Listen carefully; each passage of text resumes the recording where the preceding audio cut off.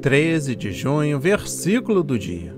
Leitura no livro de Daniel, capítulo 4, versículos 31 e 32.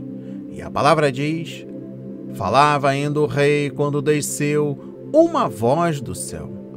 A ti se diz, ó rei Nabucodonosor, já passou de ti o reino. Serás expulso entre os homens, e a tua morada será com os animais do campo, e far-te-ão comer ervas como os bois, e passar-se-ão 7 tempos por cima de ti, ainda que aprendas que o Altíssimo tem domínio sobre o rei dos homens e o dá a quem quer. Amém. E graças a Deus. Para vocês que são novo aqui, é a primeira vez, chegar agora, conhecendo o nosso trabalho, sejam muito bem-vindos. Peço que nos ajudem a engajar mais a obra de Cristo, se inscrevendo em nosso canal, ativando as notificações, comentem, compartilhem, deixe o seu like, nos recomendem, compartilhem. É importante para o ministério de Cristo. Faço das mesmas palavras aos irmãos e irmãs que já seguem a obra de Cristo. Visitem também o nosso site www.portalprontosocorro.com. Lá você conhece toda a nossa história e também conhece as nossas outras redes sociais. Amém. E graças a Deus.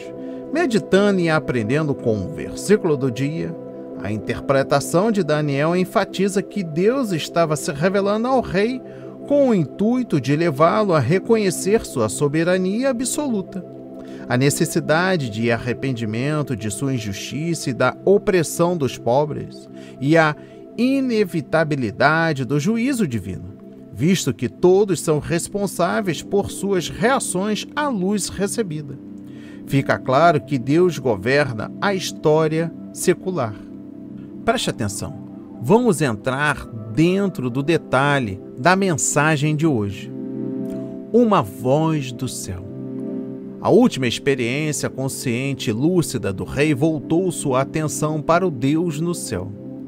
Na próxima sessão vemos que 7 anos depois, quando ele retomou a sanidade mental, sua primeira reação foi a de reagir olhando para cima. Quanto à evidência histórica da veracidade do fato, o leitor deve recorrer às obras de maior alcance, como, por exemplo, agora que você está aqui comigo. Existe apoio, mas não provas. Na antiguidade, diversos exemplos da doença de Nabucodonosor têm sido descritos. Se for um juízo divino especial, não temos necessidade de um paralelo natural, por mais interessante que seja, considerando que os antigos geralmente consideravam as pessoas loucas como possuídas por um Deus. Esse Deus é minúsculo. O rei talvez fosse mantido em um parque recebendo tratamento especial. Exemplos das alterações físicas do rei existiram na antiguidade da história Aicar. Como eu disse, eu trago pontos importantes na mensagem de hoje. Nabucodonosor. O poder como adquirido. O rei babilônio é um outro exemplo de alguém que tomou a sua posição no trono como adquirida, mas um dia foi humilhado e andou a pastar no campo como um animal, devido a um surto de demência registrado pelo profeta Daniel. No momento de autoglorificação, Deus declarou-lhe: a ti se diz, ó rei Nabucodonosor. Crê-se que o filho tenha reinado apenas durante uns 2 anos, até ser morto por uma conspiração familiar. Depois da morte de Nabucodonosor, a Babilônia entrou em declínio e foi conquistada por uma coligação medo-persa nos dias de Dário. E eu finalizo o versículo de hoje com 2 entendimentos. Vamos lá. Primeiro, no versículo 31. Passou de ti o reino. É efetivamente uma afirmação assombrosa. Tudo o que ele havia afirmado como sendo dele, o que sua própria mão havia feito, seria provado como sendo o contrário. Pode-se dizer com respeito à Bíblia e todas as suas advertências e rogos a toda a humanidade. A ti se diz. No versículo 32, um outro ponto importante. A real cláusula do juízo se repete aqui quase idêntica ao veredito original no versículo 25, que diz: dentre os homens será atirado, e com os animais do campo será a tua morada, e a erva do campo te farão comer como os bois, e como o orvalho do céu serás molhado, e 7 tempos passarão sobre ti, até que entendas que o Altíssimo tem domínio sobre o reino dos homens e o dá a quem quer.